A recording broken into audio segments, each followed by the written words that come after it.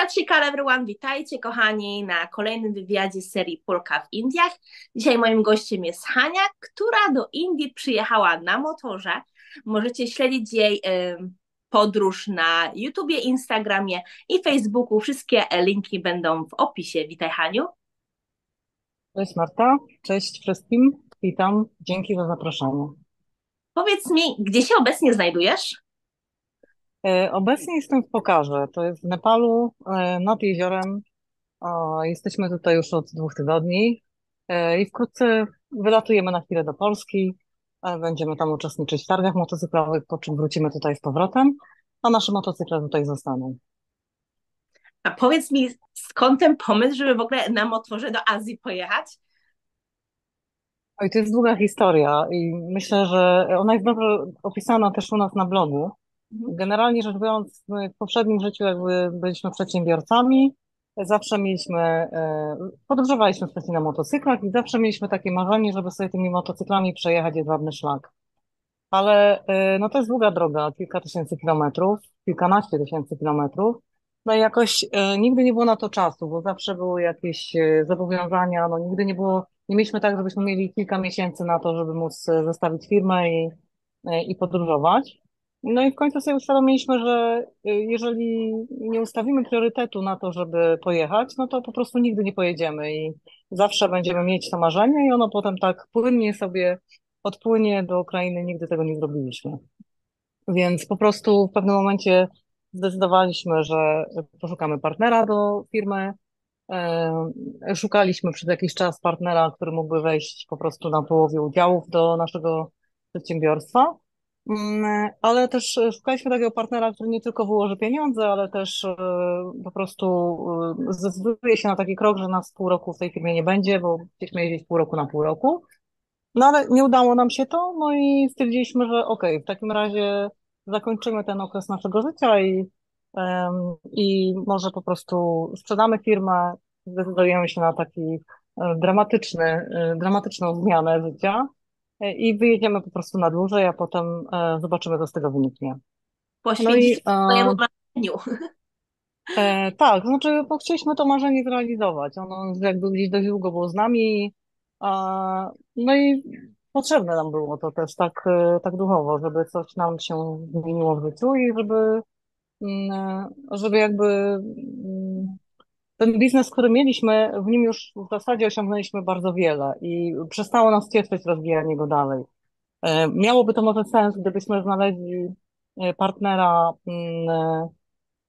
Wiesz co, Marta, muszę cię przeprosić, bo musimy przerwać to, bo ja nie wytrzymam tu z gorąca. Muszę znaleźć jakieś inne miejsce tutaj. Dobra, dobra. Przenieś się, Przepraszam cię bardzo. nie szkodzi. Przeniosę się i zaraz cię połączę, dobra? Bo ja po prostu teraz się koncentruję na tym, że pot ze mnie spływa i naprawdę się gotuję. Jak Więc najbardziej. mamy tutaj, jestem w pełnym słońcu, więc przeniosę się i zaraz się do ciebie Nie odezwę, ma dobra? sprawy. Dzięki. Przepraszam jeszcze raz. Nie szkodzi.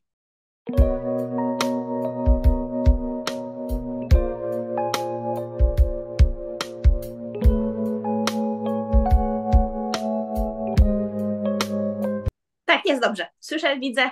Bardzo Super. ładny widoczek też.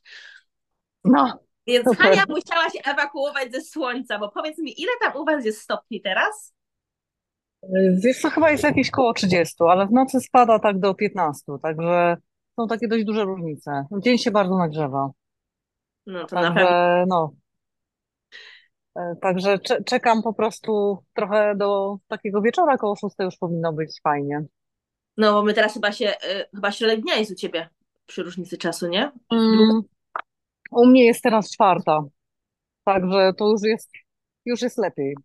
Aha, Już jest lepiej. to dobrze. O, ja myślałam, że mniejsza różnica, ale to mniejsza z tym. Co ja chciałam powiedzieć?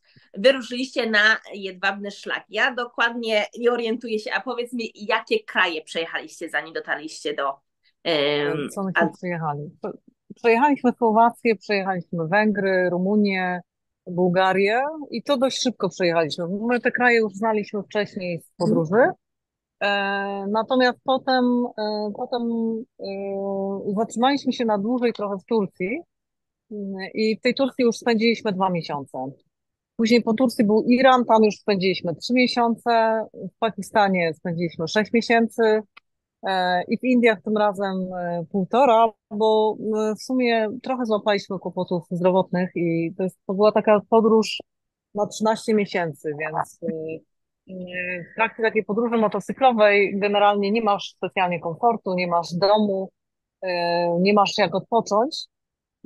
Dieta jest inna w Pakistanie, bardzo uboga. E, Masz kłopoty też z pogodą. W Himalajach po prostu cały czas jesteś powyżej 3,5 tysiąca metrów, więc do tego dochodzi choroba wysokościowa. Myśmy się w pewnym momencie też dość mocno odwodnili i po prostu musieliśmy zrobić przerwę, wrócić na chwilę do Polski, zregenerować się, przegrupować. No poza tym jakby Himalaje to był taki koniec naturalny naszego pierwszego etapu podróży, Mhm. bo tam właśnie chcieliśmy dotrzeć, nazwaliśmy sobie tą podróż Bałtyk-Himalaje. No i zostawiliśmy motocykle u przyjaciół w Delhi i przylecieliśmy do Polski. Spędziliśmy w Polsce 3 miesiące i wróciliśmy z powrotem do Delhi. No i zaczęliśmy naszą podróż kontynuować. Mamy w planie objechanie całych Indii. To nie jest tak, że my tych Indii nie znamy, bo my już tutaj parę razy byliśmy wcześniej, natomiast nigdy właśnie własnym środkiem transportu i nigdy dłużej niż miesiąc, 3 tygodni. Także no, dużo mamy jeszcze do zobaczenia. Indie są ogromnym krajem. To tak jakby zwiedzanie Indii to jest tak jak zwiedzanie Europy, prawda? Każdy stan jest inny, no i w każdym stanie chciałoby się zostać dłużej. Nie wszystkie Stany lubimy, nie wszystkie Stany znamy, więc myślę, że dobrze będzie teraz spędzić tutaj trochę więcej czasu, zorientować się właśnie, gdzie jeszcze są takie zakątki, które są dla nas interesujące. A Na powiedz pewno mi, Himalaje też są się... super. Mówię, że na pewno Himalaje są super interesujące dla Mhm. motocyklistów i dość łatwe są teraz też dla motocyklistów do zwiedzania, bo wszystkie prawie drogi są już wyasfaltowane. Jest bardzo mało takich przejazdów przez drogi szutrowe. Ten asfalt jest dobry, widoki zapierają dech w piersiach naprawdę. To są najpiękniejsze góry, w których do tej pory byliśmy. Trzeba się przygotować na tą chorobę wysokościową, bo to jest naprawdę trudne. I też dla takich motocyklistów, których spotkaliśmy po drodze. Każdy mówi, że ta choroba wysokościowa była dla niego jakimś kłopotem. Po pierwsze, głowa boli, po drugie, człowiek naprawdę nie ma siły. Na tej przełęczy tam 5,5 tysiąca metrów jest 20 minut, a potem naprawdę chce uciekać, no bo się po prostu źle czuje i ciężko jest percypować to sobie piękno w momencie, kiedy ledwie zipiesz, prawda? No, także myślę, że w tej podróży też tyle byliśmy na tych wysokościach, że zrozumieliśmy dobrze Himalajstów. To nie jest tak, że oni sobie tak idą pod górę, Mhm. tylko tak w wolnym tempie, tylko oni tak idą dlatego, że naprawdę nie da się szybciej i człowiek naprawdę, jego wydolność organizmu jest taka ledwie. No właśnie To chciałam była powiedzieć, dygresja nie indyjska. oprócz tego, że jeździ na motorze, co jest samo w sobie po tych No, drogach i w tych warunkach, no wyczerpujące. Do tego jeszcze właśnie mówi, że w Himalajach było no ciężej z powodu wysokości. No to jednak nagrywacie to wszystko też i dużo pokazujecie właśnie, tam no, widziałam nagrywanie z jednej ręki, jak tutaj prowadzisz, to powiem ci, że aż człowiek się boi to oglądać. no, Widziałam też ten wypadek, co na YouTubie pokazywałaś, więc no, no, powiem Ci, że taka niebezpieczna ta podróż i to właśnie ym, samo to, że na motorze, no to już jest jedno, bo wiadomo, mm, nie masz tej ochrony dookoła ciebie, jaką daje no, samochód czy jakiś inny środek transportu, a jednak na motorze jesteś bardzo no, wrażliwa na wszystko, co się dzieje dookoła, na warunki i tak dalej, to powiem Ci, no podziwiam, bo naprawdę mówię, oprócz mm, tego, że na motorze, to jeszcze ta cała strona social media, gdzie to pokazujesz, gdzie nagrywacie te piękne tak. widoki i was na motorze i w ogóle z każdej strony, mówię, jak zobaczyłam, jak jedną ręką nagrywasz, a tutaj jedziesz, to powiem Ci, że serce mi stanęło. Znaczy, tego się da nauczyć. Myśmy tego nie umieli na początku, jak zaczynaliśmy jechać, ale teraz rzeczywiście jest tak, że obsługujemy zarówno kamerę GoPro taką na wysięgniku, jak i telefon z różnych kątów i potrafimy tak jechać, nawet po złej drodze, tak? Nie da się tego robić długo, ale jest to do zrobienia. No oczywiście, no, z pewną dozą ostrożności trzeba to robić, no bo jednak trzeba się też przy okazji nauczyć zmiany biegów bez sprzęgła, bo wtedy musisz to robić bez sprzęgła. No i to jest jakby dla ludzi główny problem, że oni nie potrafią tego w ten sposób zrobić i boją się, że stracą kontrolę nad motocyklem. Ale No, myślę, że to to może jest, się wszystko źle jest do skończyć. nauczenia, no. Wszystko jest do nauczenia. A rzeczywiście, no ta warstwa social mediowa, no to jest jakby oddzielna podróż, bo my nie umieliśmy tego robić wcześniej, tak? Mieliśmy firmę, gdzie zatrudnialiśmy agencję, która to robiła, więc to jest taka podróż też rozwojowa, bo teraz to wszystko robimy sami.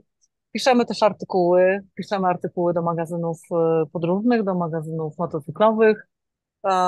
Właśnie produkujemy te filmy na YouTube'a, co nam dość wolno idzie na razie, no bo jednak to jest chyba najbardziej zaawansowana forma e, produkowania social mediów. Tam musisz być scenarzystą, reżyserem, aktorem, potem musisz zrobić całą postprodukcję, musisz zrobić montaż, zająć się dźwiękiem, zająć się wideo, no wszystkim, tak?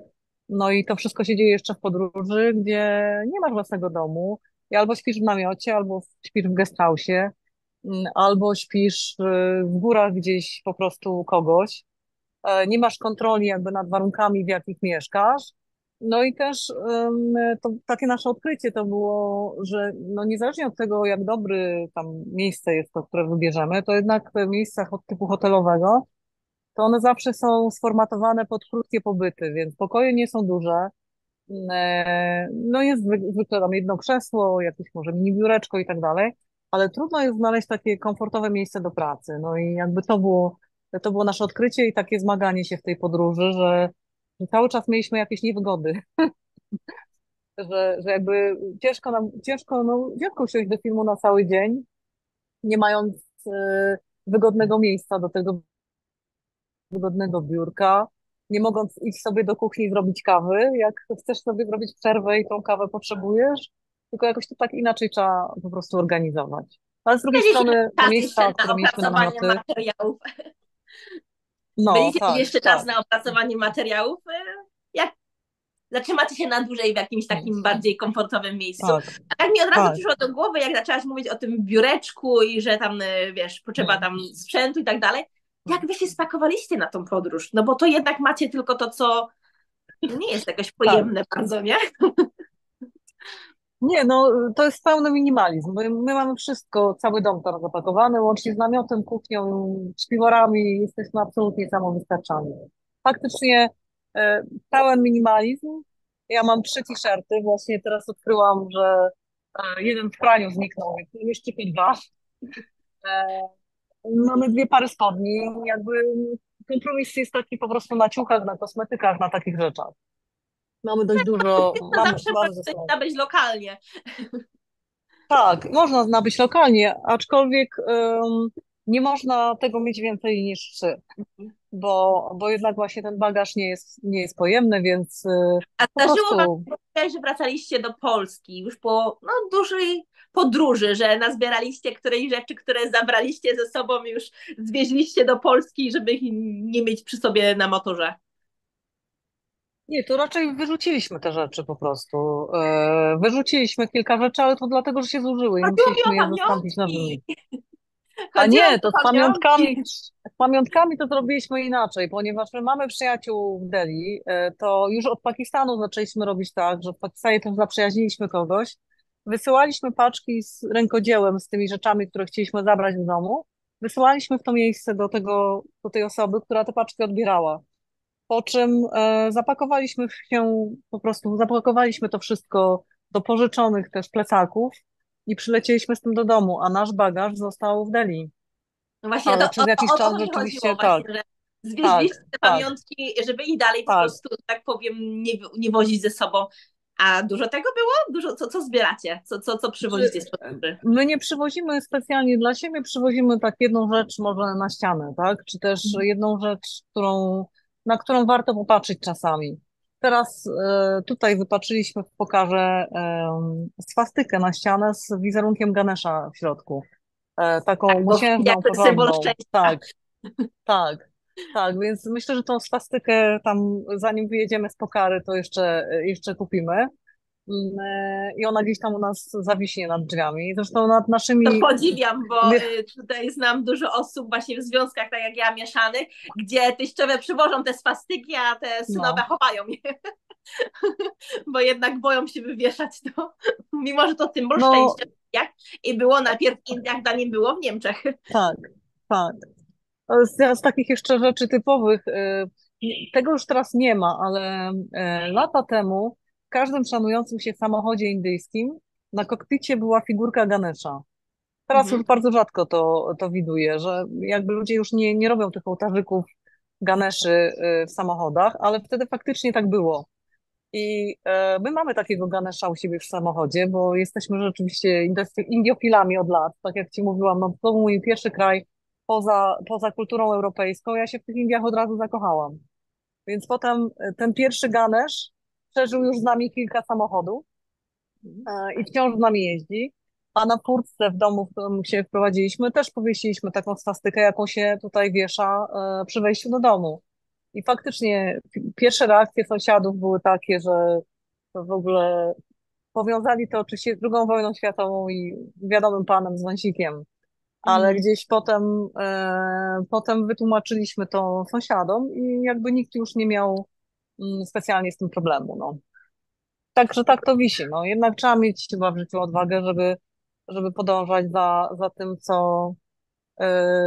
co ty sama czujesz, a reszta po prostu musi się jakoś dostosować, zrozumieć to, nie? Tak, dokładnie.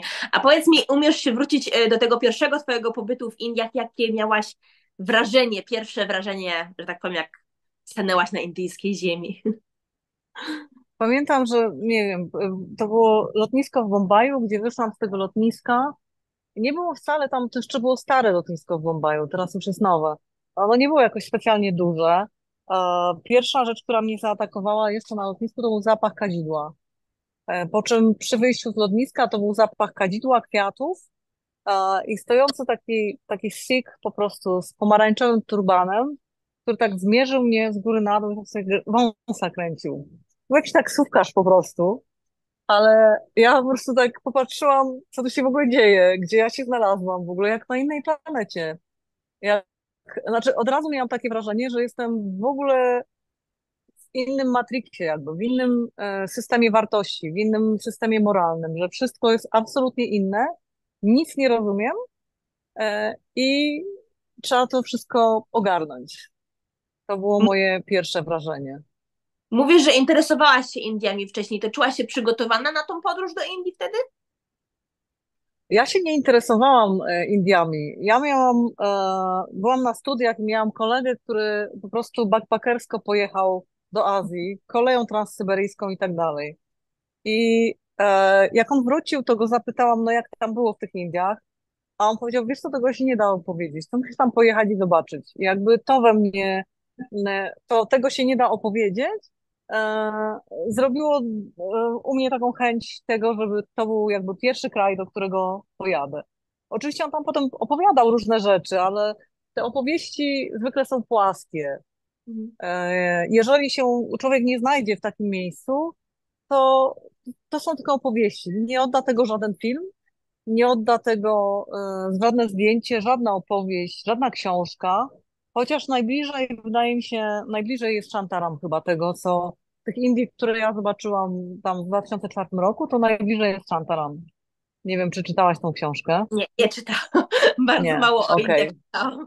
Ale co ja chciałam powiedzieć, okej. że czy ty też byłaś na takiej, że tak powiem, niezorganizowanej wycieczce do Indii, że sama właśnie chodziłaś i zwiedzałaś takie nieznane zakątki Indii, czy byłaś na jakiejś zorganizowanej turnusie? Już to ja nigdy nie byłam na zorganizowanej wycieczce, więc nie wiem, jak to wygląda. Raz pojechałam na All Inclusive, ale pierwsze, co zrobiłam, to wynajęłam samochód i nocowałam w tym hotelu, ale za wiele tam z wycieczką nie robiłam. Natomiast to był wyjazd z chłopakiem po prostu, który jakoś sobie tam zaplanowaliśmy, że gdzieś tam pojedziemy, coś zwiedzimy. Ja to było chyba wtedy 3 tygodnie tylko i po takich kluczowych miejscach typu, nie wiem, Taj Mahal, Rajasthan, na chwilę polecieliśmy na Goa. Takie typowo jakby zorganizowaliśmy tą wycieczkę, ale tak czy tak było to bardzo wtedy dla mnie odkrywcze. Czy między tamtym pobytem a obecnym czujesz, że Indie się zmieniły, mniej ci zaskoczyły, czy czujesz, że jest inaczej w Indiach teraz? Indie się kolosalnie zmieniły. To jest w ogóle nieprawdopodobne. To jest skok mentalności po prostu. To już nie są tamte Indie, były pełne szacunku do białego człowieka, zapatrzone w Stany Zjednoczone e, i bardzo niepewne siebie. Gora kompleks był ogromnym kompleksem jeszcze wtedy. Dało się zauważyć jakieś w ogóle ślady kolonializmu. Były miejsca jak Rudyarda Kiplinga, no było dużo takich rzeczy, które już w tej chwili nie istnieją. Teraz Indie są zapatrzone w Bliski Wschód, w Emiraty Arabskie, w Hongkong, w Chiny. I to są dla nich jakby punkty odniesienia. E, Białych turystów jest bardzo mało. Wtedy było białych turystów tutaj bardzo dużo, natomiast Hindusi nie podróżowali. Teraz jest na odwrót. Wszędzie Hindusi podróżują, natomiast białych ludzi jest mało, po prostu. Jest ich mało w Na Indiach. gorsze? Nie wiem, wiesz, nie ma już jakby takiego, pod jakim względem można powiedzieć na gorsze. To jest naturalna zmiana świata, Mhm. natomiast no, muszę się przyznać do tego, chociaż uważam, że to jest moja słabość, że mam ten sentymentalizm i chciałabym tutaj dalej widzieć te piękne panie w sali, których już się prawie nie widuje. One już po prostu nie chodzą już prawie w tych sali, tak? Jest ich niedużo. Wtedy trudno było spotkać kobietę w tej kurcie, tylko po prostu wszystkie kobiety chodziły w sari i dzwoniły tymi bransoletkami na nogach i wyglądało absolutnie zjawiskowo. Miałaś wrażenie, że znalazłaś się w kraju księżniczek w ogóle. No Chodzisz właśnie sobie po takie prostu. Indie ja znam, że wszystkie Tak. wystrojone i nawet, bo mój mąż jest z wioski w Pendżabie i tam nawet jak Mm. doją krowy, to są ubrane jak na wesele. No, wiesz co, jakby tych miejsc jest coraz mniej jakby, tak? Bo na pewno na tych małych wioskach będzie tego jeszcze trochę, ale jeżeli pojedziesz do miasta, no to miasto żyje już jak zachód, prawda? I już tam nie ma. Plus, nie wiem, mnóstwo rzeczy. Wtedy jak przyjechałam, pamiętam, było takie hasło, było kilka takich haseł, którymi się opisywało Indię. Pierwsze to było Incredible India, drugie to było Expect Unexpected, Mhm. i trzecie to było Same, Same but Different. I to były takie hasła. Incredible India to oznaczało po prostu, że w Indiach naprawdę może wydarzyć się wszystko. Mhm. To była wtedy prawda ogólna, obowiązująca. Expect unexpected, czyli spodziewaj się nieoczekiwanego, absolutnie również. Było mnóstwo zjawisk, których zachodni człowiek nie potrafił sobie wytłumaczyć w żaden sposób, ale jak tu już trochę pobył, no to one zdarzały się, one po prostu były naturalne dla Indii. Ja mogę dać tylko jeden taki przykład na taką rzecz. Mianowicie pamiętam tym pierwszym razem, że czekaliśmy na jakiś pociąg po prostu na dworcu, nawet nie pamiętam gdzie.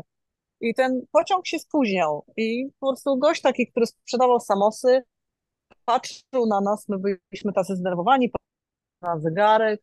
On Mhm. mówi, nie przejmuj się, coming, coming. No ja mówię, ale jak to coming, kiedy będzie? Próbowaliśmy się czegoś dowiedzieć. Nie przejmuj się, coming. Powiem ci, jak będę wiedział. I w pewnym momencie on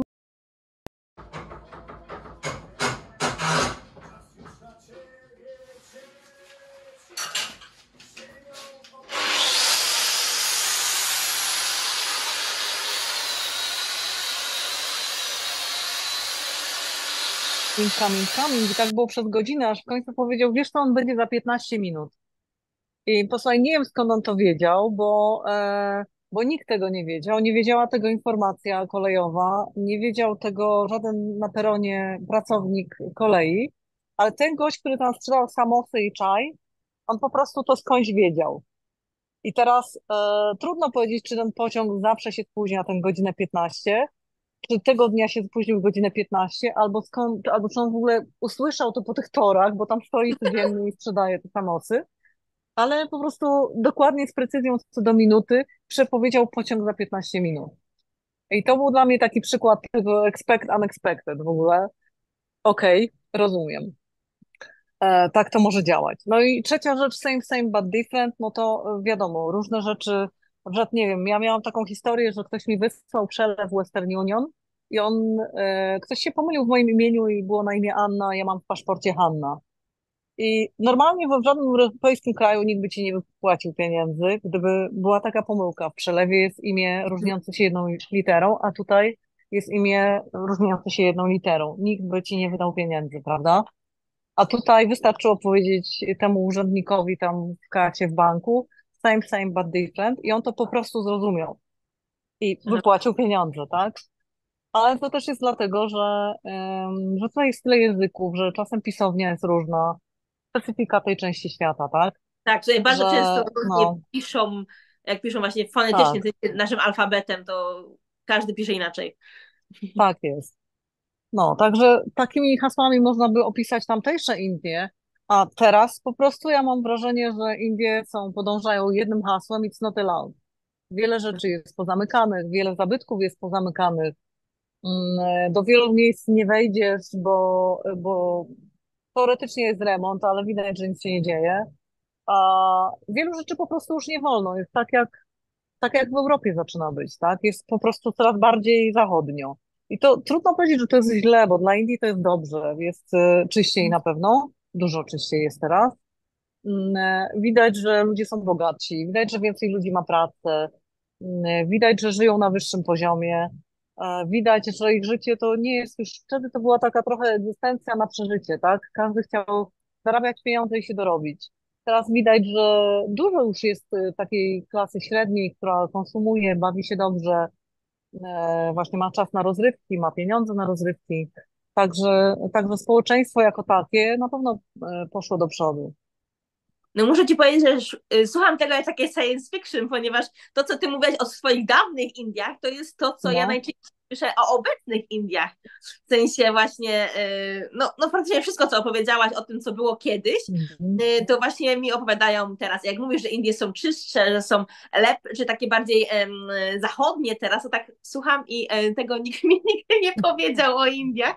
Ja osobiście byłam 4 razy w Indiach i dla mnie też to, Mhm. co mówisz o dawnych Indiach, to jest to, co no, widziałam i No. dookoła siebie, ale jak mówisz, ja jednak w wioskach bywałam, więc to też jest inaczej, ale no, brzmi to bardzo takie nierealne właśnie, więc może dlatego, że ty już tyle byłaś w tych Indiach, dla ciebie to tak właśnie widzisz Znaczy, ten wiesz rozwój. co, no jeżeli ja tam byłam 20 lat temu, tak, w 2004 roku, to, to naprawdę no, w każdym kraju przez 20 lat wiele się zmieniło, prawda? I być Tak. może dla kogoś, kto widzi to pierwszy raz teraz, to też jest taki szok kulturowy. Ale Mhm. jeżeli ja mam porównać coś z czymś, co było wcześniej, to mogłabym ci powiedzieć tylko tak, to co widzisz teraz, to było wcześniej 100 Bar- razy bardziej. bardziej. Tak. I jeżeli chcesz to zobaczyć, jak było, to jedź do Pakistanu. Aha. Zwłaszcza do takich miejsc, no do wiosek też, ale zwłaszcza do takich miejsc jak Lahore albo Rawalpindi, bo Lahore jest Pendżabem tak samo. Mhm. Pendżab, nie wiem, czy na ile znasz historię i tą historię Ja podziału wiem, że są Indii. podzieleni, no. Wiem, że właśnie, że Pendżab został podzielony na pakistańską część i indyjską. Religijnie głównie w sumie.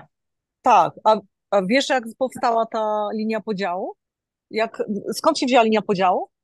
Nie dokładnie. Okej, no to linia podziału wzięła się tak naprawdę z podziału religijnego, ale tą linię podziału zrobił Brytyjczyk. Dostał 6 tygodni tak naprawdę na to, jak Brytyjczycy wychodzili z Indii, to urzędnik państwowy dostał 6 tygodni na to, żeby podzielić Indię na część muzułmańską i część hinduistyczną. I dlaczego tak dostał? Bo generalnie dwa ugrupowania partyjne, Liga Muzułmańska i ta Narodowy Kongres Indyjski, nie mogły się dogadać. Muzułmanie się bali, że będą w tych nowych Indiach dyskryminowani. Mhm. A Narodowy Kongres Indii chciał zrobić państwo wielonarodowe, ale jednocześnie nie chciał się bić z muzułmanami, więc też jakby wiesz, międzynarodowy kompromis pomiędzy Brytyjczykami i tymi dwoma ugrupowaniami partyjnymi doprowadził do tego, że wszystkie strony zaakceptowały to, że Indie zostaną podzielone na część muzułmańską, część hinduistyczną. Ale Mhm. jakby tego było mało, to jeszcze Brytyjczycy nie zarządzali całym tym terenem. Oni zarządzali bezpośrednio częścią terenu, A poza tym jeszcze na tym terenie było usianych 500 tych ksiąstw takich ich po Mhm. prostu zarządzanych przez maharadżów albo merów, mewarów, czy jak oni się tam nazywają w tej części pakistańskiej, już nie pamiętam. Ci z kolei dostali wybór, czy chcą przyłączyć się do Pakistanu, czy do Indii. Więc pozostać neutralni. Część przyłączyła się do Indii, część do Pakistanu, a część ogłosiła neutralność. Tak na przykład neutralność ogłosił Kaszmir. Mhm. Co z tego wyszło dzisiaj, to na pewno wiesz. Kaszmir nie pozostał. Dlaczego Kaszmir ogłosił neutralność? Kaszmir miał większość muzułmańską, ale Maharadża był hinduistą. W związku z Mhm. tym najpierw lawirował, że oni tu będą niezależnym stanem, ale na końcu dołączył do Indii. To spowodowało ogromny opór tej ludności muzułmańskiej. Tłuką się do dziś, tak? Tylko z przerwami. A Tak. Pendżab został podzielony na pół, bo jak Radcliffe wyznaczał tą linię? On ją wyznaczył, po prostu zrobił badania, gdzie i jakie ludności żyją i wyszło mu właśnie, że ten pasek taki po lewej stronie, Mhm. tam gdzie jest Pakistan, czy tam jest ludność muzułmańska, tak? I wyznaczył tą linię przez środek Pendżabu. Mało tego, to co dzisiaj jest Bangladeszem, to było Pakistanem również, bo tam też była ludność muzułmańska. Mhm. I tak naprawdę do któregoś, nie pamiętam do którego to roku było, ale długo ten Bangladesz był również Pakistanem. No to wyobraź sobie państwo, które jest przedzielone Indiami, tak? Ma dwie części przedzielone Indiami. I jak wiesz, no stolica tam w Islamabadzie, czy też wtedy była chyba w Karachi, jak oni mają zarządzać tym kawałkiem, który jest gdzieś tam daleko po drugiej stronie? Mhm. W ogóle jakiś naprawdę chory pomysł. Ten podział Indii doprowadził do tak masowej masakry ludobójstwa po prostu na tych terenach, bo nie tylko, wiesz, jakby, okej, podzielili, ale w Pakistanie nie tylko muzułmanie żyli, prawda? Żyli też Hindusi. Oni się bali zostać w państwie muzułmańskim, w związku z tym zaczęli migrować do Indii, Mhm. zostawiając swoje dobytki. W drugą stronę to samo. A potem zaczęły się jeszcze wysiedlenia. I te wysiedlenia masowe, no w Pakistanie to jest taka miejscowość przyklejona do Islamabadu, która się nazywa Rawalpindi. Jak tam pojedziesz na Starówkę, to widzisz po prostu przepiękne przykłady architektury mongolskiej jeszcze, przepiękne kamienice, naprawdę porównywalny w Indiach będzie Mandawa, takie posiadłości rajputańskie. Mhm. No po prostu prześliczne budynki, ale zamieszkałe przez przypadkowych muzułmanów, których tutaj po prostu wkleili, tak? Bo Mhm. akurat przesiedlali, no to wkleili do tych bogatych domów mieszczańskich po prostu, ociekających naprawdę bogactwem, wkleili przypadkową ludność. Przykładów tego typu migracji i jakby tak naprawdę zbrodni wojennych. Dla mnie to są zbrodnie wręcz wojenne. Jest w całych Indiach i w Pakistanie mnóstwo. Myślę, Mhm. że to jedna z największych, że to jest w ogóle trauma dla tych obydwu krajów, ogromna. I to się tak naprawdę stało tylko Dużo 70 rodzin lat zostało temu. rozdzielonych przez to też, nie? Tak, tak, tak, tak. No. Nie, a tak historycznie to nie wiem, ja wiem tylko tyle, co tam powiedzmy rodzina mi opowie i wiem właśnie, że dużo takich no chwytających za serce historii, kiedy właśnie rodziny zostały rozdzielone i to nawet wiadomo, rodzina jednak gdzieś tam ma tą samą religię, ale to nie pomogło, że właśnie, że byli, no skomplikowane to było. W każdym bądź razie, no tak, że tego przedzieli, że tak powiem, palcem po mapie, no to w ogóle No. że tak powiem, Anglia w tym czasie no, nie za dużo sobie. Znaczy, wiesz co, ja dużo o tym myślałam tak naprawdę, bo Mhm. ja przygotowywałam taką prezentację o Pakistanie. Jak byliśmy w Polsce, to kilka mieliśmy takich prezentacji. Przygotowałam taką prezentację o Pakistanie, za każdym razem sobie ją uaktualniałam o jakieś nowe swoje refleksje. I dotarłam do wywiadu z Radcliffe'em, w którym on powiedział po prostu, dostałam na to wyrysowanie tej linii 6 tygodni. Mhm. A czy zrobiłbym coś inaczej? Nie. Gdybym dostał 6 miesięcy, to zrobiłbym wszystko inaczej. Ale 6 tygodni to było tylko tyle, ile miałem i pewnie zrobiłbym wszystko tak O samo. nie, ja nie mówię, że to jest wina tego jednego człowieka, który to robił, tylko ogólnie podejście lekceważące do problemu. Znaczy, jak pomyślisz sobie, okej, jakby, bo oceniać możemy łatwo, nie? No ale jesteś urzędnikiem państwowym i zostałaś postawiona w sytuacji, gdzie w 6 tygodni masz zrobić jakąś linię podziału. Jakby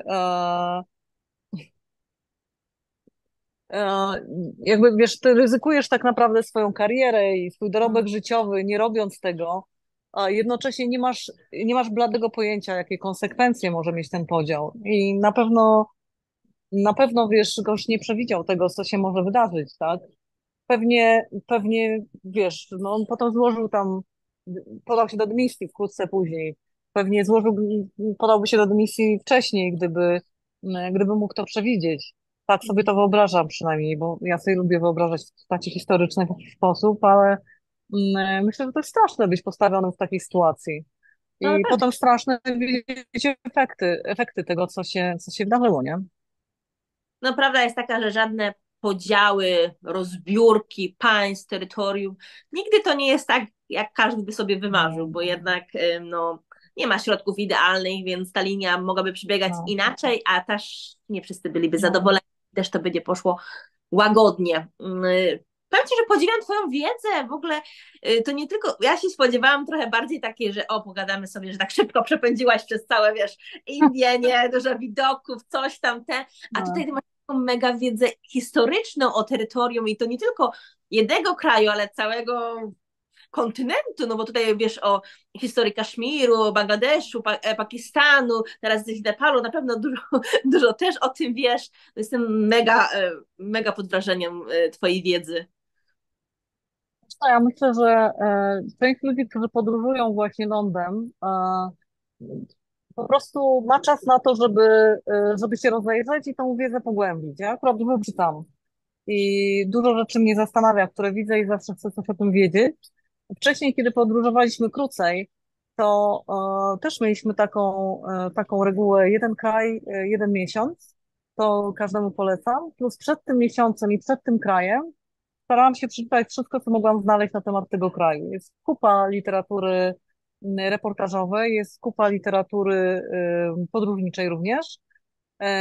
To są trochę inne typy książek, ale one często rzucają światło i przygotowują cię na to, co tutaj możesz zobaczyć. A potem możesz sobie wyrabiać zdanie sama, tak? I po prostu ja lubię opowiadać też o tych krajach, bo zdaję sobie sprawę, że tak jak ty, prowadzisz ten podcast, żeby ludzie wiedzieli, jak jest w Indiach, bo chcesz się podzielić, prawda? Tak, Chcesz się dokładnie. podzielić tym, co znasz. To ja też chcę się dzielić, tylko mam inne środki. Mhm. Wygłaszamy prezentacje, piszę artykuły, no, różne mam inne środki do pokazywania tego. I chcę, żeby to było jak najbardziej pełne. Więc żeby to było jak najbardziej pełne, to sama muszę mieć pełny obraz, więc cały czas go sobie uzupełniam o różne rzeczy, dlatego dużo To potem z jest tego mi godne zostaje w podziwu, głowie. naprawdę, bo y, No. dlaczego ja zaczęłam te wywiady jest, bo uważam, że w polskim internecie bardzo dużo było jednostronnego spojrzenia na Indię i chciałam, żeby każdy opowiedział swoją historię, dzięki temu możemy zobaczyć Mm. Indię no wieloma Mm. historiami, wieloma, że tak powiem, oczami, nie tylko, Tak. no bo jak jedziemy, widzimy tylko jeden skrawek. Ja osobiście jeżdżę tylko Mm. do tej wioski w Indiach i naprawdę traktorem jeżdżę po farmie i tyle. Więc mówię, że ja lecę do Indii, ale tą Złotą Świątynię widziałam dopiero podczas czwartego pobytu w Indiach, więc dlatego to, że Aha, jesteś w Indiach, to nie znaczy, że widziałeś to samo, doświadczyłeś tego samego. tak. Ja z turystycznych miejsc tylko widziałam Gold Temple, nic innego, więc naprawdę to mi otworzyło oczy, że byłam w Indiach, jak to brzmi, tak wiesz, nie wiadomo gdzie byłam, a no nic Mm. nie widziałam, nie? Więc zaczęłam właśnie rozmawiać z innymi dziewczynami, które wyszły za osoby z Indii, no i potem rozszerzyłam to trochę właśnie na doświadczenie różnych Polek w Indiach, bo no, są bardzo zróżnicowane i naprawdę no, Indie można zobaczyć oczami kogoś innego całkowicie w innej, że tak powiem, odsłonie, co jest, no, mi się wydaje, warte zobaczenia, że właśnie nie tylko tak, jak sami widzimy, ale jak inni. I tutaj właśnie mówię, bardzo mnie zaskoczyłaś, bo ja no, obejrzałam sobie wasz Facebook, trochę wasz YouTube i Instagram, no Mm. i wiadomo, co się najlepiej sprzedaje, czyli ładne widoczki, jakieś takie fajne świątynie, czy w sensie fajne świątynie, no ładne budynki i tak dalej, to oczywiście przykuło moje oko. Czytałam owszem wasze tam parę postów i tak dalej, ale ta wiedza historyczna, którą masz i jak patrzysz na to miejsce, no powiem ci, że to jest naprawdę coś godnego podziwu, bo no nie każdy tak robi i to jest coś, że widzisz więcej. Przez to, że znasz historię, znasz różne, że tak powiem, może nie wersje, ale właśnie różne historyczne fakty, ale też jak to wpływa na kulturę i tak dalej, to dostrzegasz więcej. To jest po prostu jakaś kolejna warstwa świata, tak? Ona zawsze wymaga czasu. To jakby z tym się trzeba liczyć, że ja oczywiście jestem orędownikiem takiego trybu podróżowania i takiego jakby postrzegania świata. E, To po prostu wymaga czasu, tak? Nie możesz przyjechać na 2 tygodnie, musisz przyjechać na dłużej. Większość ludzi jednak przyjeżdża tutaj na 2, 3 tygodnie, maks miesiąc, prawda? I jedzie z jednego miejsca do drugiego, poznaje główne atrakcje. My tak nigdy nie robiliśmy właściwie z moim partnerem, tylko przyjeżdżaliśmy w mniej miejsc, a spędzaliśmy w nich więcej czasu i potem właśnie to uzupełnianie wiedzy jest kluczowe dla zrozumienia tego, co widziałaś, tak? A ciebie zachęcam, żebyś wyjechała z tego Pendżabu gdzieś, bo to jest po prostu taki maleńki skrawek Indii, Ja wiem, a ale tam wiesz, jest tyle ciekawych miejsc. jak jadę No, do Polski, to tak, jestem tylko w Poznaniu. To jest na takiej samej zasadzie, wiesz, jak się mieszka no. i się je tylko odwiedza w sumie rodzinę, no to nie poszerza się tego. Chociaż obiecujemy No, sobie, że za każdym razem pojedziemy no. gdzieś, no i muszę powiedzieć, że ostatnio udało mi się właśnie to Gold Temple, więc poszerzyłam trochę moje kółeczko, bo mój mąż mieszka koło Amristaru, czyli tam 2 godziny Mhm. jazdy, więc no powinnam to już być dawno, nie? Podczas pierwszego pobytu, ale no niestety mówię, jak jedzie się e, z wizytą do rodziny, no to chce się spędzić to no, w domu. Znaczy może nie chce się, ale się dostosowuje do innych, a nie No. wiem właśnie na ile. Czy mówiłaś, że dużo przybywacie z osobami lokalnymi, więc Mm, trochę masz tak. podejście do indyjskiej mentalności, że wszystko właśnie powoli, na wszystko przyjdzie czas, trzeba usiąść, wypić Mm. czaj, więc z 2 miesięcy potem się robi, że nic się nie zobaczyło. No, następnym razem polecam ci też wizytę na Wagah Border. W O, tym byłam, czasie na ceremonii zamknięcia granicy, bo to jest też bardzo ciekawa byłam, byłam, historia. byłam właśnie ostatnio. Byłaś. No. Tak. To historię tej ceremonii opisaliśmy u nas na blogu, bo to też jest ciekawa rzecz, ale to jest brytyjska ceremonia. Mm. I nie wiem, czy na ile była dla ciebie zrozumiałe jakby przedstawienie, które się odbywa z indyjskiej strony, ale tam jest bardzo dużo wrogości do Pakistanu i bardzo dużo takiego podsycania narodowej dumy. Ale tam krąży taki kałowiec, który generalnie zachęca tłum do pokazywania Pakistanowi, że tam zgnieciemy ich, obsasem w ziemię i tak dalej. I to też jest ciekawe, że tak naprawdę ta ceremonia i jej jakby wojskowy charakter to jest stara brytyjska ceremonia, średniowieczna, która była ceremonią zakończenia dnia wojennego. Znaczy, ponieważ wtedy jakby no, nie było nowoczesnej broni, cyberbroni i takich rzeczy, tylko była walka wręcz. Jak robiło się ciemno, to nie dało się walczyć.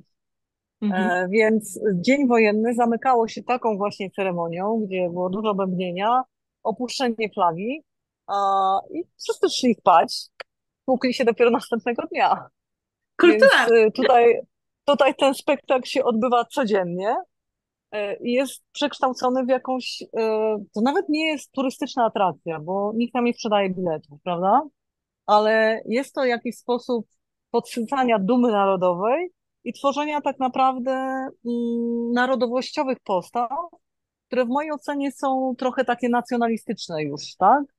Zresztą ten obecny premier indyjski ma takie tendencje do grania na tych narodowościowych, nacjonalistycznych uczuciach i raczej prowadzi Indię do takiego zamknięcia, do bycia krajem skoncentrowanym na hinduizmie, zamkniętym, nie takim wielokulturowym. Myślę, że ta ceremonia, ona oczywiście trwa dłużej niż ten premier, siedzi na stołku, ale ma dokładnie taki charakter. Z Mm. pakistańskiej strony oczywiście jest mniej ludzi, ale to jest w ogóle paradoksalne, że te kraje, po pierwsze oni się musieli dogadać, żeby ta ceremonia się udała, czyli Pakistan z Indiami musieli się dogadać, prawda? I żeby to stworzyć w ogóle jako taki spektakl.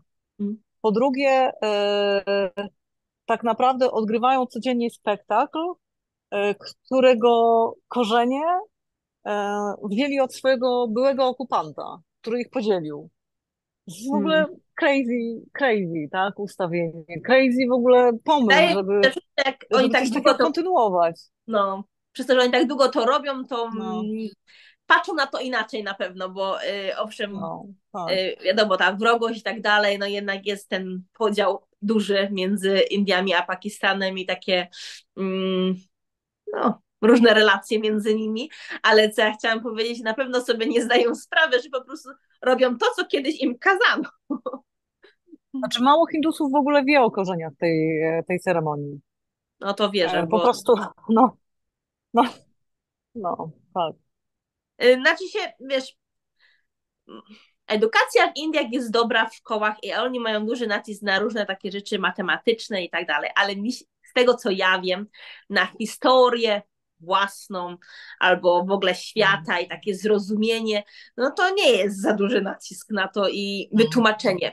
Mi się wydaje, że to jest też związane z tym, jak kiedyś się u nas w Polsce też tłumaczyło różne rzeczy, no taką cenzurą, że się nie wszystko chce powiedzieć i nie wszystko chce się wyjaśnić tym młodym, no więc dużo rzeczy jest po prostu przyjmowane za taki pewnik, bo ktoś powiedział o tym, nie A, myśląc za dużo, dlaczego tak jest.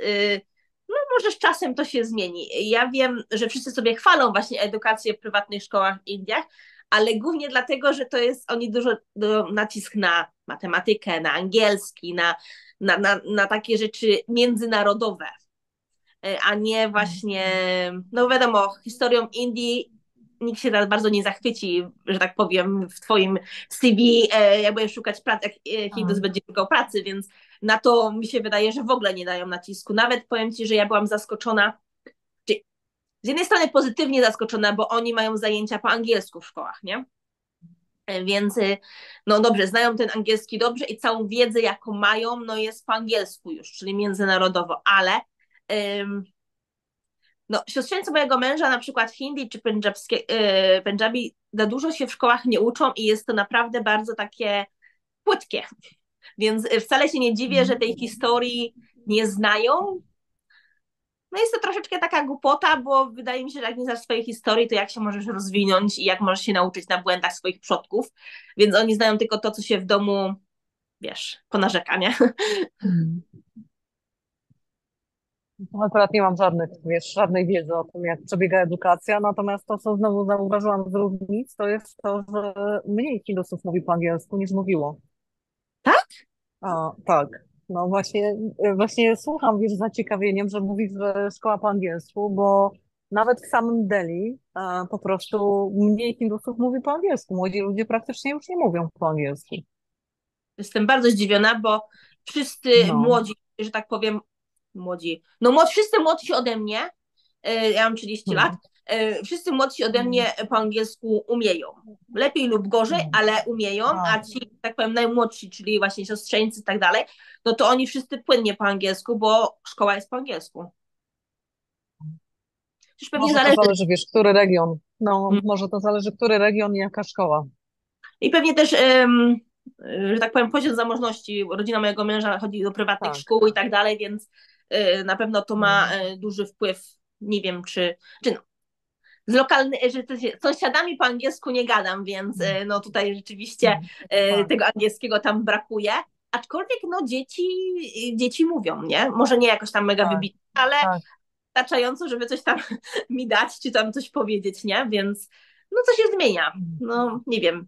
Ja spotkałam się z tym, że na południu mówią lepiej niż na północy po angielsku, ktoś mi też tak powiedział, Mhm. przez to, że jest dużo więcej języków i to zrozumienie między sobą jest mniejsze, więc muszą mieć ten taki międzynarodowy język, żeby się dogadać bo nie mają bardzo dużo języków, więc to wcale nie jest takie zrozumiałe, że Hindus z Hindusem się dogada, bo mogą mówić w całkiem innych językach, nie tylko dialektach, ale językach i to zrozumienie wcale nie musi być oczywiste, co dla mnie było dużym szokiem, bo ja myślałam, dobra, może nie wszyscy mówią po pendżabsku, ale w hindi to raczej wszyscy, a no nie, no nie. A wy się dogadujecie? W sensie znacie język? Znacie, czy po angielsku tylko ze wszystkimi Nie, rozmawiacie? trochę mówimy w Urdu, trochę mówimy w hindi, ale to nie jest dużo, Mhm. więc raczej po angielsku musimy sobie radzić. Natomiast fakt faktem, no wszędzie się znajdzie ktoś, kto po tym angielsku mówi, więc gdzieś po prostu to jest jakiś taki obowiązujący tutaj język. Czasami na małych wsiach rzeczywiście jest trudniej, ale no jakoś sobie radzimy z No, tym. czyli no wiadomo, jak ktoś chce się dogadać, to się dogada, nawet jak języka nie zna i czasem Tak, może się dużo dowiedzieć właśnie jak języka nie zna, bo się pokazuje człowiek z innej strony. tak, to prawda, to A powiedz prawda. mi, bo mówiłaś, że w Pakistanie trochę się może nie potruliście, ale mieliście problemy właśnie z jedzeniem, coś tam i tak dalej. A jak reagujecie, jak lubicie indyjskie jedzenie i czy jecie tak właśnie lokalnie, jak odwiedzacie te kraje? Czy jednak próbujecie No znaleźć? zawsze jemy lokalnie. Rzeczywiście my mało jesteśmy w takich miejscach, gdzie moglibyśmy zjeść coś nielokalnego. Mhm. Więc faktycznie, jeżeli zdarzy się miejsce, gdzie jest coś nielokalnego, to chętnie to coś nielegalnego jemy, bo w większości jesteśmy w miejscach, gdzie jest tylko lokalne jedzenie. W mniejszych miejscowościach i na wsiach, no to jesteśmy praktycznie skazani na to, nawet często bywamy we wsiach, gdzie po prostu nie ma żadnych restauracji, tak? Więc nawet jak jest jakiś guest house, czy nie wiem, nawet jak jest coś, co jest oznaczone na mapach Google jako hotel, no to jest zwykle taki guest house rodzinny, gdzie jak poprosisz, to ci ugotują. No, gotują dla siebie, to się podzielą, więc jakby Mhm. ugotują po prostu trochę więcej. Ale nie tak, żebyś mogła sobie coś zamówić. To Nie nie masz wyboru. możesz, tylko nie masz wyboru, tak. No i to jemy te typowe indyjskie potrawy. To akurat tutaj jest może trochę na północy było lepiej, bo była jeszcze ta kuchnia tybetańska, więc staramy się też różnicować to właśnie tymi lokalnymi kuchniami, takimi kuchniami pogranicza. No. A Na pewno które na rejony północy bardziej warto tych. Jeszcze raz, które rejony nam smakowały? w których regionach Indii najbardziej wam smakowało? Bo Jedzenie? jest jednak inne coś, no. Wiesz co, trochę jest inne, ale to wszystko jest tak czy tak na jedno kopyto i mam wrażenie, że restauracje to po prostu używają tych przypraw, które kupujesz normalnie w sklepie, tych mieszanek i to zawsze mniej więcej smakuje tak samo. Na pewno północne Indie mają ciekawą w ogóle tą kuchnię taką pomogolską. To już Mhm. nie jest, bo to nie są te takie, oni tam dużo mięsa jedzą wtedy i tam jest dużo baraniny, są jakieś takie kebaby, które nie są kebabami jak u nas, tylko to są takie po prostu szaszłyki z mielonego mięsa, dobrze doprawionego. Do tego dostajesz surową cebulę i dużo ciekawych, ostrych sosów. To na pewno nam bardzo smakowało. Na pewno te wpływy kuchni tybetańskiej też są fajne. Te tukwy, momo, te wszystkie takie jedzenie gór, Mhm. które możesz spotkać w Ladaku i generalnie na północy też jest bardzo fajne.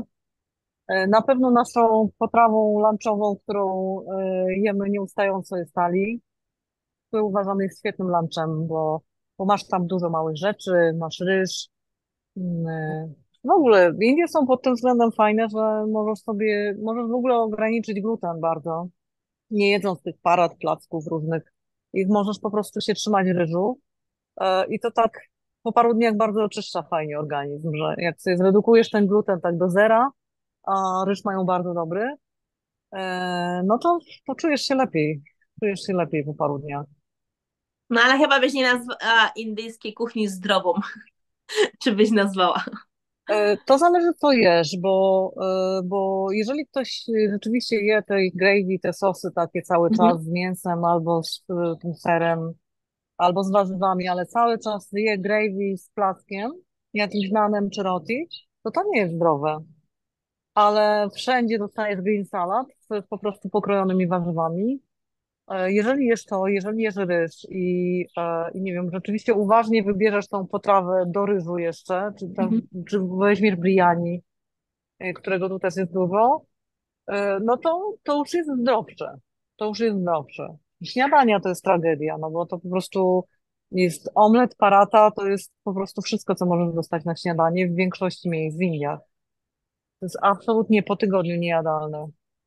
Masz dość. Po tygodniu omleta i Właśnie paraszy. chciałam powiedzieć, że chyba do indyjskiego jedzenia tak masz trochę sceptyczne podejście, co muszę powiedzieć, że jest rzadkością w moich wywiadach, bo jednak ludzie się No. zachwycają indyjskim jedzeniem, więc przy takiej długiej podróży to chyba dosyć problematyczne.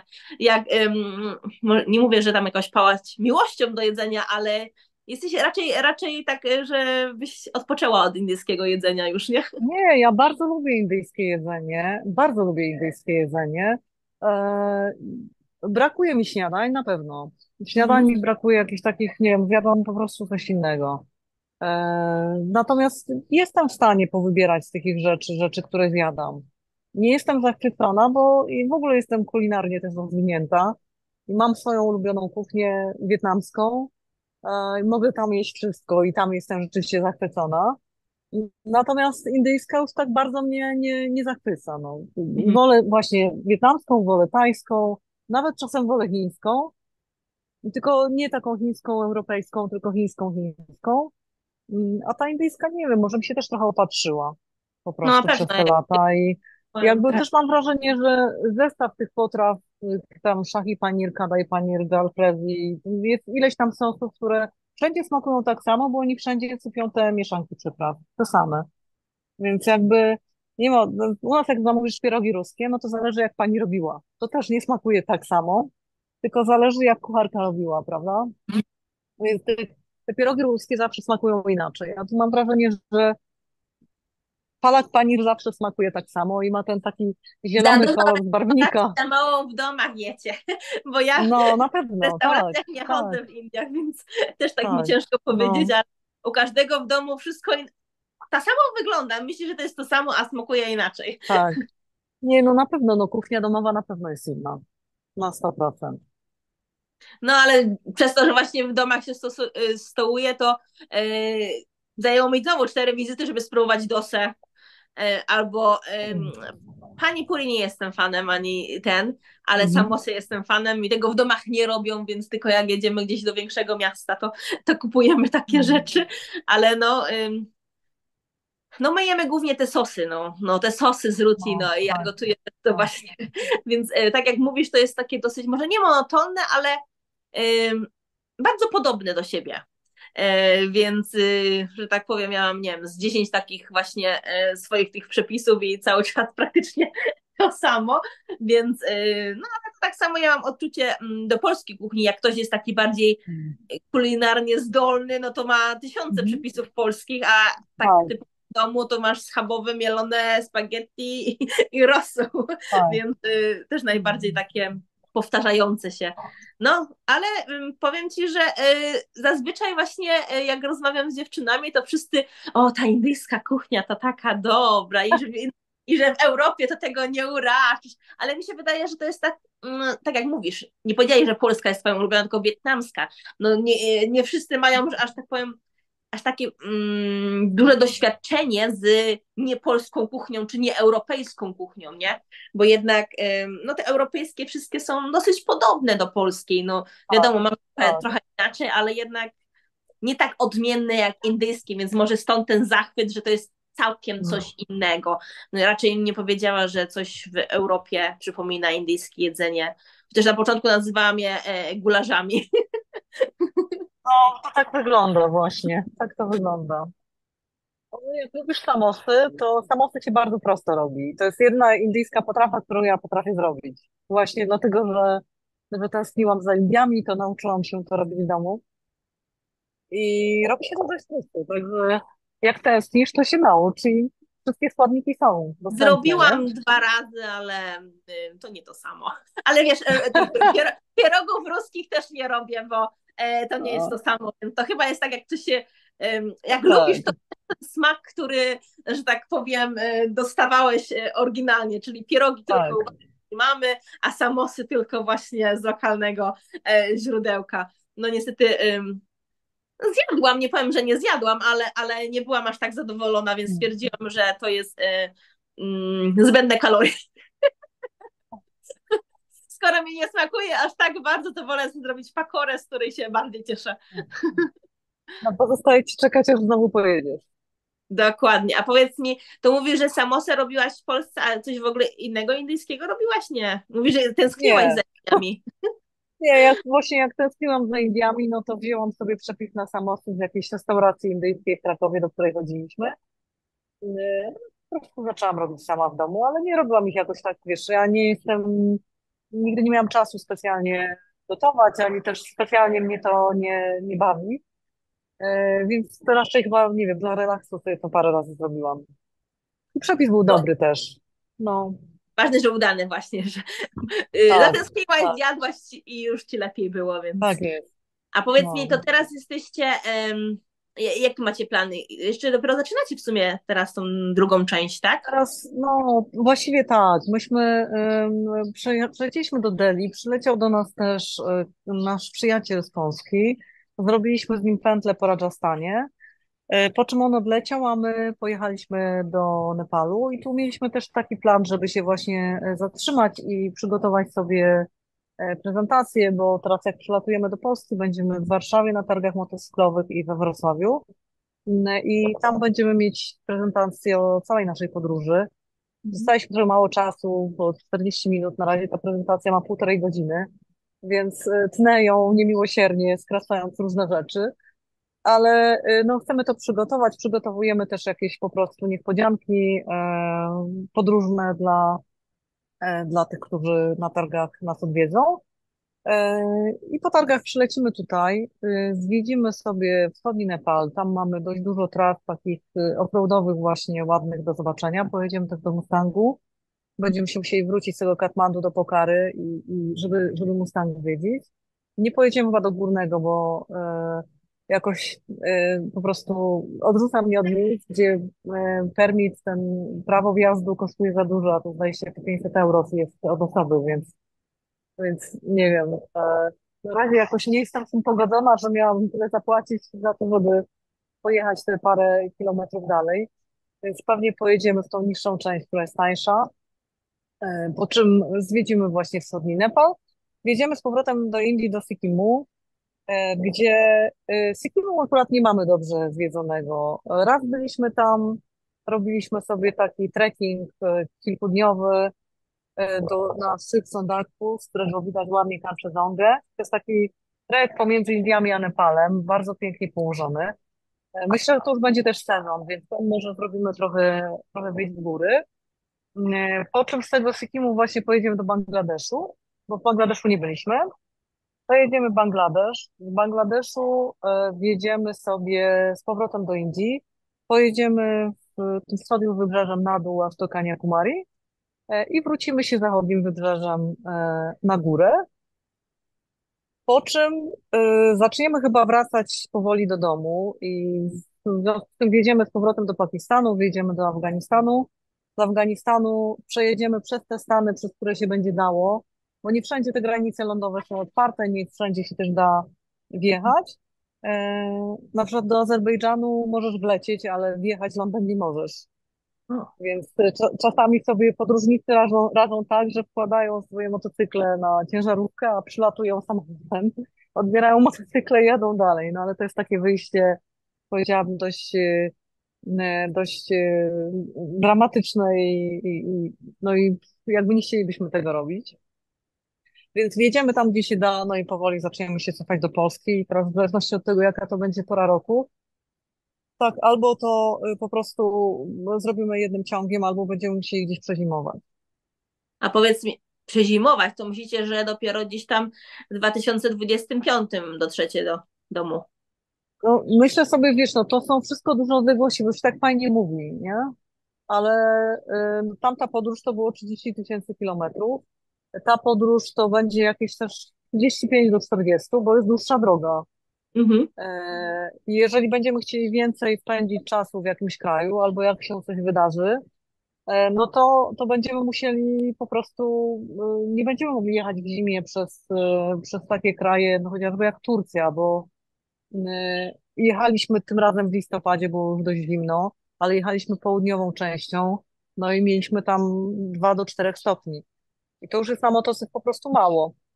Więc jeżeli nas zima zastanie, no to w jakimś takim kraju, no to czy w Gruzji, w górach, no po prostu nie pojeździmy wtedy, tak? Bo będzie śnieg, drogi nie będą przejezdne. To będziemy musieli po prostu poczekać do wiosny. Na pewno to będzie Żeby... niezapomniana przygoda, jak wszystko to do tej pory No, macie. Powiem wam, no, że tak. naprawdę to jest takie dosyć niecodzienny sposób zwiedzania. Chociaż dla mnie już niecodzienne jest, jak ktoś właśnie z plecakiem sobie jedzie po kraju, więc Mm, podziwiam, tak. podziwiam. Naprawdę to jest taki styl życia. To już nie jest, że tak powiem, wycieczka czy właśnie wakacje, tylko to już jest styl życia. No to już jest życie, wiesz, to nawet już nie jest styl życia, tylko to już jest życie, bo jakby, no jak nie macie tyle w domu, no to twój dom zaczyna być na twoim motocyklu i twój dom jest tam, gdzie ty. A myślisz, że po zakończeniu tej podróży, jak już wrócicie powiedzmy tam w kwietniu przyszłego roku, tak, Mm. to myślę, że wrócicie do osiadłego trybu życia, czy planujecie kolejne wycieczki od razu? Znaczy wycieczki, Znaczy wyjazdy. od razu tak się nie da, wiesz, ja chętnie bym pomieszkała chwilę w jednym miejscu z powodu tego, że mamy mnóstwo materiału, z którego mogą powstać piękne rzeczy i jeżeli się nie zatrzymamy, to te rzeczy po prostu nie powstaną. Mhm. Więc jak najbardziej, bardzo chętnie się zatrzymam i zacznę taki intensywny proces twórczy, tak? Teraz go mogę robić tylko wtedy, kiedy go mogę robić. Czyli mam na niego parę godzin albo mam na niego parę dni, ale nie mam tak, że mogę go robić, aż go skończę. I tego mi bardzo brakuje, więc mam mnóstwo notatek też do książki, mam mnóstwo różnych rzeczy zaczętych, otwartych. I tak, bardzo chciałabym, żebyśmy po prostu się zatrzymali e, i zrobili to, co domaga się zrobienia, dokończenia. Takie podsumowanie waszej wycieczki właśnie wszystkich social mediach, prezentacjach, książce, artykułach i wtedy możecie dopiero zacząć myśleć o czymś kolejnym. Znaczy, wiesz, my cały czas myślimy i gdzieś tam to nie jest tak, że się da wszystko zrobić naraz bo też z drugiej strony jakby ten cygański tryb już zaadaptowaliśmy w pełni, więc nie sądzę, żebyśmy siedzieli gdzieś lata całe, prawda? Więc raczej do tego nie dojdzie. Na pewno coś zaplanujemy, natomiast parę miesięcy na pewno jest potrzebne na to, żeby też się zregenerować, tak? I żeby dokładnie, żeby przetworzyć materiał, który masz, zregenerować się i też zaplanowanie nowego etapu. Myśmy ten etap teraz, Bałtyk, Himalaje, przygotowywaliśmy się do niego prawie rok. Jeszcze nie wiedząc, teraz już nam to szybciej pójdzie, bo wiemy, z czym mamy do czynienia, wtedy nie wiedzieliśmy w ogóle, ale przygotowanie motocykli, przygotowanie dokumentów, uświadomienie sobie, to nie jest tak, że ty potrzebujesz prawo jazdy i dowód rejestracyjny, możesz jechać swoim pojazdem. Nie. Musisz mieć specjalny dokument dla pojazdu, zapłacić kaucję w instytucji, pilnować tego dokumentu jak oka w głowie, bo jak go nie zwrócisz, no to kaucja ci przepadnie. A te kaucje są niemałe, bo to tam po 25 000 za motocykl, tak? No to są jakby, no musisz pamiętać o przedłużeniu tego dokumentu, jak ci się kończy ważność. Musisz pilnować na granicach, żeby ci odpowiednie pieczątki wbijali w odpowiednie miejsca, bo jak źle przybiją, no to będziesz mieć problemy. Więc jakby dużo jest takich rzeczy, o których jak jedziesz sobie na 2 tygodnie, to w ogóle nie wiesz. Nie wiem, no przestaje ci na przykład działać po 3 miesiącach w Pakistanie, przestanie ci działać telefon. I nie będzie już nigdy działał, niezależnie od tego, jaką kartę tam włożysz, bo jest zablokowany. Musisz albo zapłacić cło, albo użyć innego telefonu, żeby w ogóle mieć kartę SIM i połączenie z internetem. O tych rzeczach się w ogóle nie myśli, jak się jedzie na krótko. I myśmy się starali bardzo do tego przygotować jak najlepiej, zbierając informacje. I tak nam się nie udało połowy rzeczy przewidzieć. Teraz jak będziemy się przygotowywać, no to na pewno jesteśmy już dużo, dużo mądrzejsi i na pewno lepiej będziemy w stanie to zrobić. Czy przewidzimy wszystko? Na pewno nie. A tym Na też się pewno będziecie nie. dzielić, nie wiem, bloga nie czytałam, więc nie wiem, czy tam się dzielisz takimi organizacyjnymi rzeczami, ale czy planujecie właśnie też może nie uczyć, ale właśnie pokazywać tą organizacyjną część waszej podróży? Wiesz co, na pewno kiedyś tak. Na razie jak trafiamy na jakieś takie szczególnie trudne tematy do zrozumienia, no to staramy się zrobić z nich taki wyczerpujący nam materiał. Na naszym blogu na przykład jest taki artykuł, który się nazywa Wszystko o pieniądzach w Iranie. On jest bardzo poczytny, bo jest po polsku i po angielsku. ale widać, że ludzie mają problem z tym, dlatego że w Iranie nie działają im karty kredytowe. Iran Mhm. jest zamknięty, objęty embargami. Przywożą dolary, ale nie wiedzą, gdzie je wymieniać. Jak je już wymienią, to nie wiedzą, czy ich ktoś nie oszukał, dlatego że w Iranie jest podwójna waluta. Znaczy ona jest teoretycznie podwójna. Po prostu wszyscy posługują się walutą toman, ale pieniądze to są riale. I trzeba wiedzieć, ile riali stanowi toman oraz jak to przeliczać, skąd brać kursy, bo oficjalny kurs rządowy jest tak mniej więcej 20 do 30% niższy od tego, co możesz uzyskać. No i to też nie ma problemu, jak przyjeżdżasz na 2 tygodnie na wycieczkę, to ci przewodnik powie, gdzie wymienić i tak dalej, prawda? Po jakim Mhm. kursie zaprowadzi cię. Natomiast jak jedziesz sama, no to nie wiesz w ogóle, jak to ugryźć i to jakby musisz to sobie sama rozkminić. A więc tego typu praktyczne artykuły, jak trafiamy na temat szczególnie trudny i chcemy się podzielić tym, żeby ludzie mieli łatwiej, to od razu go staramy się, przepraszam, czy nie wiem, czy to było słychać u ciebie też, staramy Mhm. się od razu go opisać. Natomiast jak coś jest takie dłuższe, no to taki dłuższy przewodnik po podróżowaniu, to trzeba będzie je po prostu zrobić. No jeszcze filmowe niektóre przewodniki robimy takie, na przykład zrobiłam takie krótkie wideo, jak sobie robić z hijabem na motocyklu, bo w tym Iranie znowu musisz mieć też hijab na głowie, prawda? Mhm. No i jak masz kask, wszystko jest okej, ale jak zdejmujesz kask, to musisz mieć od razu hijab. Jak to zrobić? I tam część dziewczyn nosi takie po prostu te rękawy na głowę, takie, co to na szyję się nosi, te takie bafy, czy jak to tam się nazywa, ale wygląda się w tym okropnie i do meczetu nie wejdziesz, no bo to tak trochę za mało ta głowa przykryta, wypadałoby chustę. No więc to się staramy robić na bieżąco, natomiast jak coś jest takiego dłuższego, no to musi poczekać po prostu na takie opracowanie, myślę, praktyczne, no to zajmie nam tak 2 do 3 miesięcy, żeby to było No, wyczerpujące. pięknie. To macie do No, podzielenia się, więc to nie jest tak łatwo, ale no, bardzo Ci dziękuję za podzielenie się swoją historią i no. zachęcam wszystkich do Waszego Facebooka, bloga, tak, Instagrama i No, YouTube'a, bo tam się no, dużo dzieje. Może będzie się to działo jeszcze więcej. podajmy może nazwę, bo to jest One Tak, More ADV, pisane po angielsku i zarówno jest strona www.onemoreadv.com, jak i na Instagramie pod nazwą One More ADV, na Facebooku pod nazwą One More ADV i na YouTubie tak samo można znaleźć nasze materiały. tak. Ja znalazłam Cię na Facebooku właśnie przez przypadek, bo mi proponowało i mówię, no to muszę napisać, chociaż spróbować, No. może akurat się nam uda i właśnie dziękuję Ci bardzo, że się zgodziłaś właśnie podzielić swoją ogromną wiedzą i doświadczeniem właśnie nie tylko o Indiach, ale o dosyć sporej części świata, bo jednak już trochę, że tak powiem, zwiedziłaś i widziałaś i naprawdę te wasze filmiki i te krótsze i te dłuższe, co widziałam, to zapierają dech w piersiach, bo jak stoicie na swoich motorach, a w tle wielka góra, to też robi mega wrażenie takie fotki, ale mówię, jak jedziesz i trzymasz tą kamerę, to aż strach się bać, na szczęście wszystko dobrze się tam kończy, więc tak, zdecydowanie warte polecenia i obejrzenia, więc mam nadzieję, że wszyscy od razu teraz kliknijcie linki i zajrzycie do Hani, bo naprawdę warto. Dziękuję Ci bardzo za poświęcony czas i za odpowiedzenie na w sumie nie moje takie pytania, bo ja chciałam Ci powiedzieć, że miałam błahe pytania, a tutaj poszło bardzo głęboko, bo ja zazwyczaj się tylko pytam, tak wiesz, pierwsze wrażenia, jedzenie, co przywozić, czy polecasz Indię na wakacje, a tutaj dowiedziałam się dużo więcej niż przewidywałam, więc bardzo Ci dziękuję. Ja Tobie również dziękuję Ci zarówno za zaproszenie, jak i za zaufanie i za wysłuchanie tego wszystkiego. Wiem, że ja dużo gadam i dużo dygresji wsadzam w to gadanie, ale też muszę powiedzieć, że ucieszyłam się, że prowadzisz takiego vloga i myślę sobie, że ta wiedza, która się w ten sposób dystrybuuje o Indiach, zachęca innych do podróżowania, co jest myślę takim naszym wspólnym celem, i twoim i moim, bo ty kawałek tego świata poznałaś i ja również.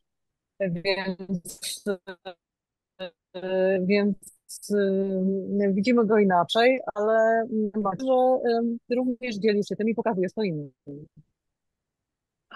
Właśnie dlatego, przepraszam Cię, coś... O, ym, dlatego właśnie uważam, że warto się dowiadywać więcej, bo uciekło mi, przepraszam cię, bo wyświetlił mi się komunikat, wszystko mi na czarno i uciekła mi myśl, którą chciałam powiedzieć, że No.